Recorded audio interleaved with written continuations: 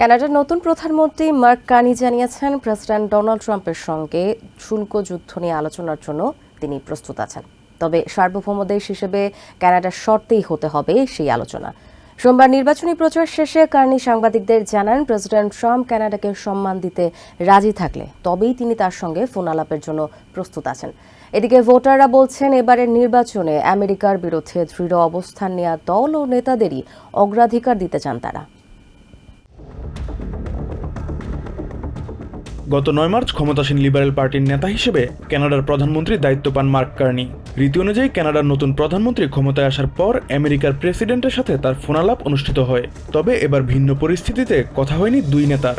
চলমান বাণিজ্য যুদ্ধ আর কানাডাকে আমেরিকার 51তম স্টেট বানানোর বিষয়ে ট্রাম্পের অনবরত হুমকির কারণে দুই দেশের সম্পর্ক এখন তলানিতে ঠেকেছে। এদিকে ট্রাম্পকে মোকাবিলার জন্য জনগণের মজবুত সমর্থনের প্রত্যাশার কথা জানিয়ে সংসদ ভেঙে দিয়ে আগাম নির্বাচনের ঘোষণা দিয়েছেন কার্নি। চালাচ্ছেন নির্বাচনী প্রচারণাও।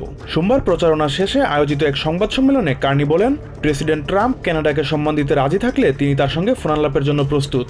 Interpretation, but I think it's a reasonable interpretation. I'm available for a call, but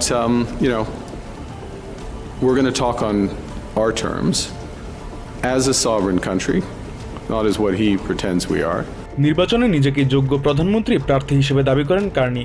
The president is waiting for the outcome of the election and see who has a strong mandate from Canadians or who has a mandate from Canadians. এদিকে নির্বাচনী প্রচারণা সভায় বিরোধী দলীয় conservative পার্টির নেতা peer পোলিয়েভ্রে বলেছেন, তিনি নির্বাচিত হলে সাধারণ শ্রমিকদের আয়কর 15% কমিয়ে দেবেন।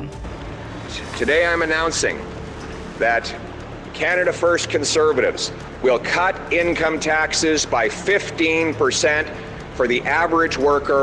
এবারে নির্বাচনে আমেরিকার বিরুদ্ধে দৃঢ় অবস্থান নেওয়া দল ও নেতাদের অগ্রাধিকার দিতে চান ভোটাররা। I would expect that whoever the prime minister is, whoever the leader is, that they stay true to like Canadian roots, they hold their ground, and we don't give in to any of the tariffs or any of the nonsense about becoming a 51st state. কানাডাকে প্রথমে রেখে আমেরিকার সঙ্গে সম্পর্ক উন্নয়নে কাজ করতে পারবে এমন নেতা জয়ী হোক, এমন আশাবাদ ব্যক্ত করেন অনেক voter. No, I just want to see a leader that's firm, a leader that definitely puts Canada first, and a leader that I guess will do their best to get our Canada-US relations back on track. Fuad Hasan, TVN 24 news desk.